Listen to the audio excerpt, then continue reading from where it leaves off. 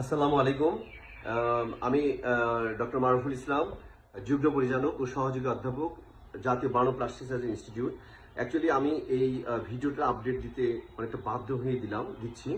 সেটা হলো যে আপনারা জানেন যে একটা মর্মান্তিক বিমান দুর্ঘটনা হয়ে অনেক বাচ্চা মাইলস্টোন স্কুলের বাচ্চারা আহত এবং নিহত হয়েছে।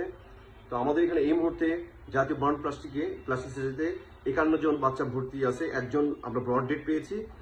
আর অন্যান্য পেশেন্টদের ব্যাপারে অনেকে আছে ইনহেলেশন, মানে ম্যাক্সিমাম আছে ইনহেলেশন ইঞ্জুরি এবং প্রচুর পরিমাণে বার্ন তারা।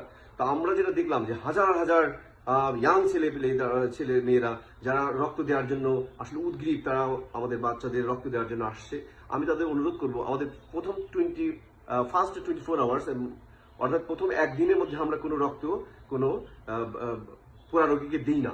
এই জন্য আপনারা দয়া করে কালকে সকাল 8টার পর আসবেন। আমরা নেগেটিভ ব্লাড স্যাম্পলিং করে রাখছি বা তাদের নাম্বারটা নিয়ে রাখছি।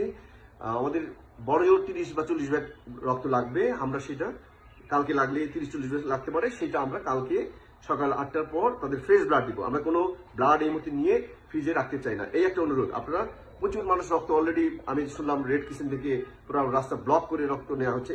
এটা নেওয়ার প্রয়োজন নেই। আমরা অ্যাজ এ স্পেশালিস্ট বা সুপার স্পেশালিস্ট যেটাই বলেন না কেন, আমি এই অনুরোধটা আপনাদের কাছে রাখতে চাই, কারণ আমরা এই রক্তটা নিয়ে ফ্রিজিং করবো না।